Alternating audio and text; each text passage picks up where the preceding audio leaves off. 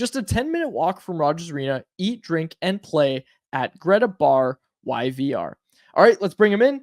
Jeff Paterson, who, as I said a few times, and I'm sure I'll say a few more times, will be on Rink Wide. Look at that mic. Look at that mic. Rink Wide Vancouver, flashing it. Beautiful, beautiful, Jeff. Jeff, thanks so much for joining us. How was the road?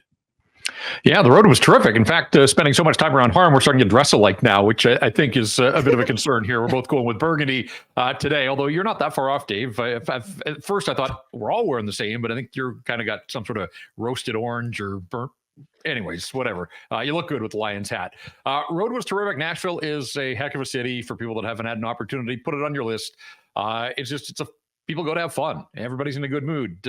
18,000 weren't late on Sunday afternoon necessarily. Although it was fun too that, there were, a couple hundred Canuck fans in the building, sort of pockets throughout Bridgestone Arena. And it was great after I had finished up all my work and done rink wide on Sunday night and was still sort of processing the sensory overload of everything that I had witnessed there late in the game and overtime. Walked out into the streets, and it was an early start. It was a 4:00 local time start in Nashville.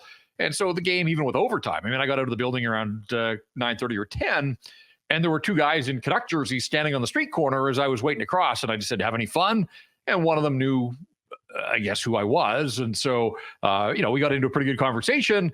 And as it turned out, his dad, I'd say the guy was mid-30s, and his father had flown from Vancouver down for the games. This guy had driven in from Raleigh, North Carolina. He said an 8-hour drive, and it was well worth it. And he was heading back home early on Monday morning. But, they were absolutely floating on air, having watched the Canucks erase the deficit and then win in overtime. So absolute payoff. A lot of the people that were on my flight, probably the same with Harm getting out of Nashville. A lot of Canuck fans making their way back, and money well spent, I would imagine, to get that sort of experience. Because, look, I have been around this game a while, have seen a lot of things, been fortunate to cover a lot of great events. That one is right up at the top of the list of things that I've witnessed live and in person, to the point that I tweeted out that they were going back for game 6. I honestly, I thought they were done. Like, that tweet went out with about 3 minutes to go because they had shown absolutely no inkling of a comeback. Stupid me? Absolutely. And people were like, delete. And I was like, you know what? Look, I'll own that one. People can keep the receipts. But it almost sort of told the story. Like, they were getting outshot 10-2 in the third period the other day when they were down 3-1. Like, there was no comeback in the offing until there was, and they had tied the game and gone to overtime. It was incredible theater, amazing drama, still a blur. I had to go back to my hotel room after the game and rewatch the third period because you see it once in real time, but you can't make sense of it all. And then the post game, and Harm can speak to, it's just chaos. You're running around the dressing room trying to talk to everybody to get the reaction. And, it's in one ear and out the other. Unfortunately, it's on your recording device. And it really, just an amazing, that's what we love about sports. We just expect the unexpected, I suppose. And just to bring the conversation around to tonight too, honestly, if the Canucks get to a point and they have a 3-1 lead late in this hockey game, full well that, of all teams, they're going to recognize that the game is not over until the final buzzer sounds, and that they better play hard until that final whistle, because the Preds aren't going to quit. The Preds are just going to keep doing what they've been doing. They have to think that at some point, Andrew Brunette said after the game the other day, the hockey guards are going to have to smile on us here. We're playing well enough to win these games, and they just got to do a better job of seeing them through. So I don't imagine that you're going to see a whole lot different from Nashville. And really, I'm kind of curious to see how the Canucks ultimately approach and then execute in this one tonight.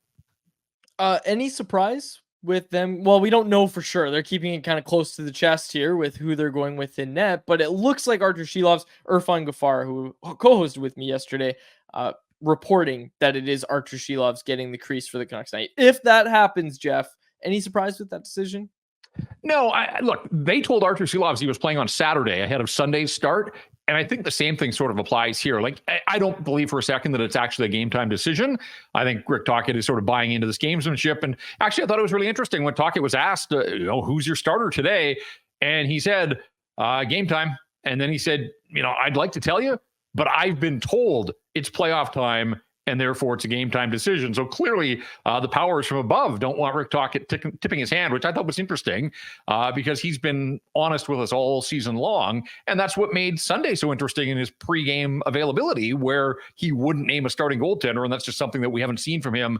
And at that point, alarm bells were going off and the story took off. I just think that, look, Casey DeSmith was out on the ice this morning working with Ian Clark. Rick Tocchet said that in all likelihood, both of the guys would be in uniform tonight. He wouldn't name a starter, but he was asked, because Casey Smith went from playing Friday, practicing Saturday, couldn't even be in uniform on Sunday as the backup. So we do expect that Tolopilo is going to get the night off, and that the other two. But I think that you owe it to Artur Silovs to let him know well in advance that they're not going to string him along until 5 o'clock and then find out that DeSmith isn't 100% and Artie, we need you again tonight. So I think the decision has been made. I think they've probably told Silovs yesterday so that he could do all the preparation. And just looking, like, there was a little bit of gamesmanship in the morning skate. The two of them kind of left the ice almost in sync at the same time. Silovs was the guy that, first step off the ice. So officially he was the first guy. But, at one point, DeSmith was leaning over the bench talking to the trainers, and Rick Tocchet came in. And meanwhile, Silovs is sort of out on his own, meditating and doing the visualization that a lot of goalies do. Those are sort of the tells that that's part of the pregame preparation. So I'm anticipating that it's going to be Artur Silovs, and I think this guy has shown. You were talking about the World Championships. I think back, look, his NHL debut was against a really good Rangers team. He faced the Boston Bruins last year. He beat Vegas. It didn't get off to a great start, but one of the most recent home games for him was, standing tall once he got off to a shaky start, and the Canucks battled back and beat Vegas down the stretch. And then to get thrown in playoff hockey in Nashville, playoff overtime, even though he didn't face a shot. This guy's faced a lot at a relatively early age. And, Harm, you mentioned the great quote after the game, it's go time, right? I want the opportunity to give me the ball. And so I expect that he'll step up and perform again tonight. That doesn't guarantee the Canucks are going to win, but if they lose, I doubt it'll be because of Artur Silovs' goaltending. I fully, as I go to the rink tonight, I fully expect that he will deliver another thorough professional performance that will allow the Canucks every opportunity to win this hockey game and avoid having to go back to Nashville for Game 6. As we look at the rest of the roster, it really seems as if JT and Brock have put the Vancouver offense on their back. Who else would you look at as an unsung hero for the Canucks to be at this point in the series up 3-1? Well, I'm glad you singled those guys out. There's been so much talk about what hasn't happened for the Canucks with Elias Pettersson and Quinn Hughes. They are where they are almost single-handedly or double-handedly by the fact that the top of their lineup has been better than the Predators' top of the lineup. Philip Forsberg has 4 points, but I don't feel like he has controlled a game to this point in the series. He kicked that one in the other night. It counted, but he scored a beautiful goal in Game 2, but the one the other night off his skate and in. And Roman Josi, for all the talk about Quinn Hughes and what the Predators are doing to him, Roman Josi led the National Hockey League in both goals for defensemen and shots on goal for defensemen. I remember he rang that one slap shot off the crossbar in one of the games here in Vancouver, but he doesn't have a goal. He has 2 assists, and he only has 6 shots on goal. The Canucks have done a nice job of not allowing him. This guy can dictate hockey games and take them over himself. And he's been relatively quiet. So I do think that the top of the Canucks lineup with Miller and Besser, they have performed at a level higher than anybody else in this series. And that's one of the reasons the Canucks, even though the team hasn't been at its best, those guys both score on the power play in Game 3. And then Brock with the hat trick, JT with 3 assists. JT was in on 5 of the 6 goals that were scored in Nashville. Really channeling in his inner Ryan Kessler from 2011. So there's a drop-off after those 2 guys. I do think that Nikita Zadorov has been giving it everything you hope for him. I didn't think he was great in Game 4. He had a couple of shifts. Look, he can be an adventure with the puck, but the guy's a gamer at playoff time and using his size effectively. And Ian Cole, I thought he was running out of gas down the stretch and was a big proponent of load management, but you're seeing the veteran savvy now. This is why they went out and they got him to kill penalties and block shots with his face and his helmet like he did at the tail end of game number 3 there. The penalty kill. If you're looking for an unsung hero in this whole series, the Preds scored on their first power play. Teddy Bluger took a penalty in Game 1 and O'Reilly scored. The Canucks killed off 14 straight, including that 5-on-3 late in game number 3 in Nashville. And I thought a fascinating quote from JT after that game where he said, look, last year, If they get a power play in the third period in that situation, they are scoring. Those were the words out of JT Miller's mouth. And he was doing it to underscore how this team now has turned this so that the penalty kill is becoming a strength for the hockey club, and they've killed off 14 straight. So between the goalie drama and the fact that 3 different guys have a victory 4 games into the series is mind-blowing. Much as the comeback was, but I would put Miller and Besser at the top. I think the special teams, but particularly the penalty kill, and the fact that goaltending depth is stepping up, and UC Soros hasn't been very good. Like, the numbers bear that out.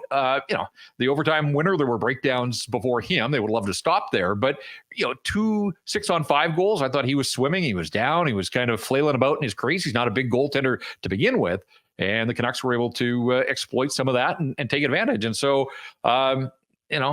can Saros be better? I imagine he can be, but he hasn't been particularly good in this series. Jeff, we have to ask you about him. Elias Pettersson. He's drawn a lot of criticism in this series. Rick Tocchet keeps saying he thinks this line is going to get going. Tonight's the night. Tonight's the night they get going. He's been saying it before every game, it seems, but he said it again yesterday. He thinks this is the night when the Elias Pettersson line comes alive. Yeah, it's kind. I chuckle a little bit now when Rick is asked about Pettersson, because he'll always couch it with, "We need 4 or 5 guys to get going," and the whole world knows that that's code for we need Pettersson to get going. But earlier in the season when he singled him out, it became a big story here, and it sounded like the coach was taking shots at the star player, and he doesn't want any part of that, certainly in playoff time. So I get where he's coming from.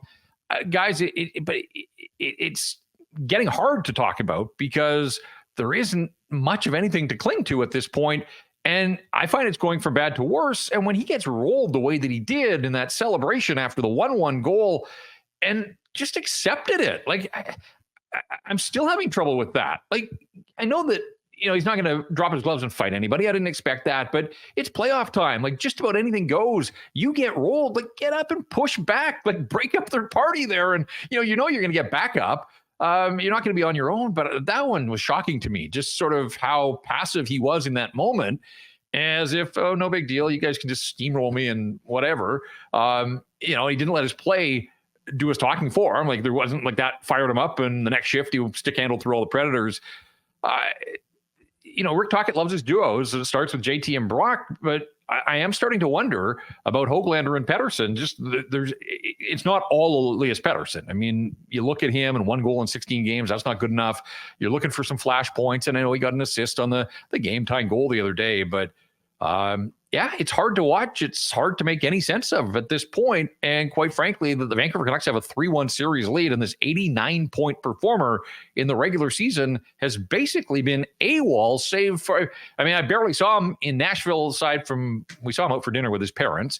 So they were there, and he was there having a little barbecue on Saturday night. But I don't know. I got fired up with the barbecue. I thought maybe the barbecue would fire him up, but that didn't seem to be the case on Sunday afternoon. So I get where Tocchet's coming from. Like, every game, you do hope that tonight's the night that old Petey's going to show up. But I tell you that hours before faceoff, I'm not anticipating that this is going to be the night that Elias Pettersson single-handedly, takes over this series and punches the Canucks ticket to the next round. That you hate to call him a passenger, but that's almost what he is at this point in this series.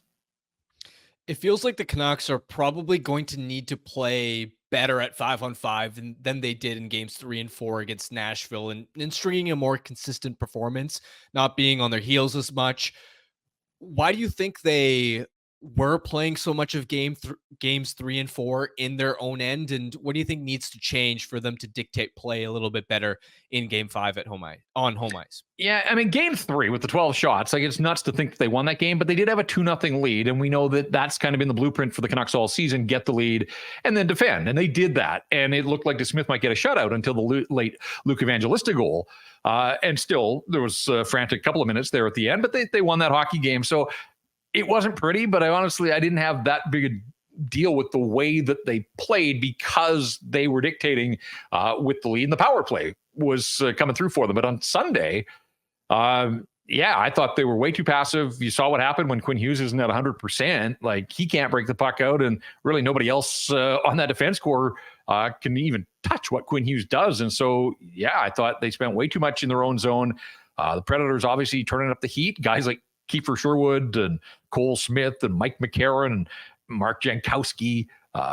Jason Zucker's actually been a bit of a thorn in the side, and obviously was part of that double team on Quinn Hughes as well. Those guys are finishing checks, and like I'm not really seeing a lot of that from the counterparts on the Canucks, whether it's PDG or Sam Lafferty or Dakota Joshua has been remarkably quiet, I think, other than the third period of game number 1 of this series. I'd like to see a whole lot more out of him.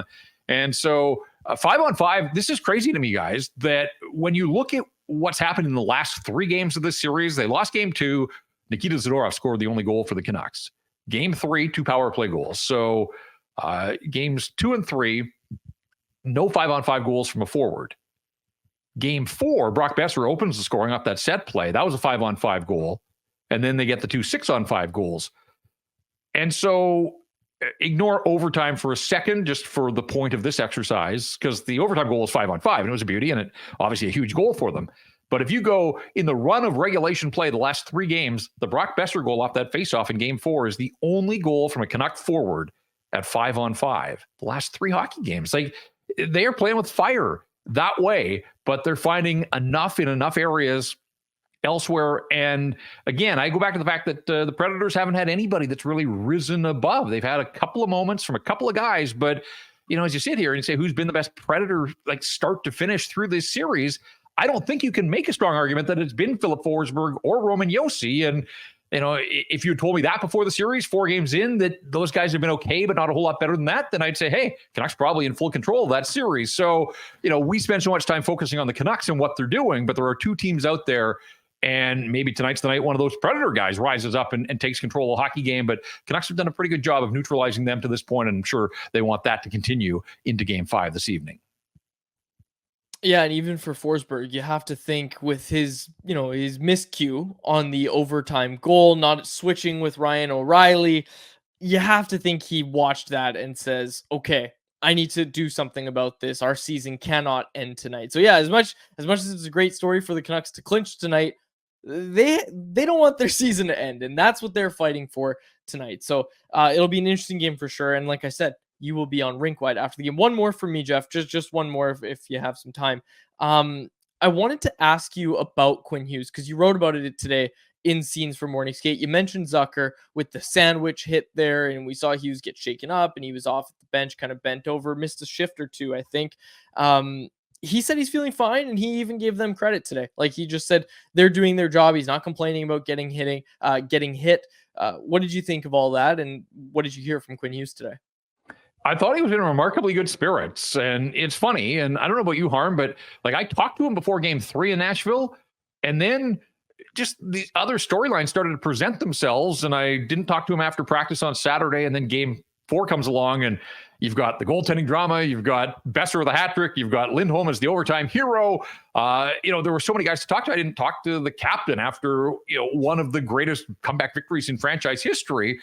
And so I hadn't had a chance to talk to Quinn Hughes, and certainly the pounding that he's taking is a story, but there were too many other things going on. And so I traveled yesterday, so I wasn't at the rink when they had their availabilities, but I wanted to make sure that we had access to Quinn Hughes today. And if they had told us that he wasn't available because he needed maintenance, I think that would have told you something. But no, Quinn was there, and he was in remarkably good spirits, that sort of impish grin that he's got on his face. And he said exactly that, yes, the Predators, like, that's their job. They're a good team, and they're, paying him attention. And I think deep down, he has to take it as a compliment in the moment when 2 guys are bearing down and crunching him against the boards. He's probably not thinking that, hey, that's a nice compliment. My ribs don't feel so good, but I'll take it as a compliment. But I asked him, I said, look, you're 4 games into this now. You've had a wild comeback. You've had crazy crowds in both buildings.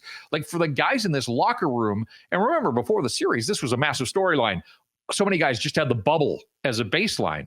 I said, like, do you feel like you're getting the full meal deal now of playoff hockey? And again, it broke out into a big smile and said, yes. And like, I'm loving it. I'm having fun. This is what it's all about. And so again, Quinn's a funny guy that, like, you can tell a lot, I think, about by his mood, and he can be pretty serious and sometimes dour.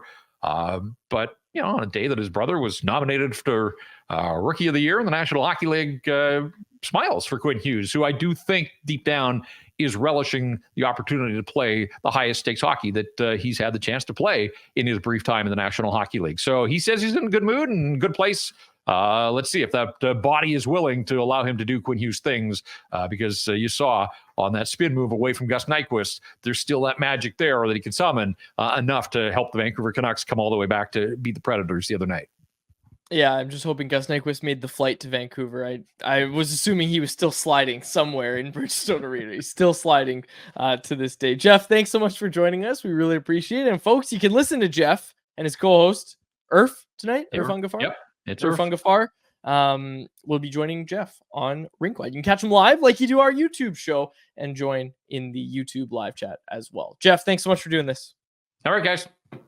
There he is, Jeff Paterson, who again was brought to you by Greta. Canucks Conversation is live Monday through Friday, every weekday at 2 p.m. over on the Canucks Army YouTube channel. Make sure you like, subscribe, and interact in the YouTube live chat every day with us, folks.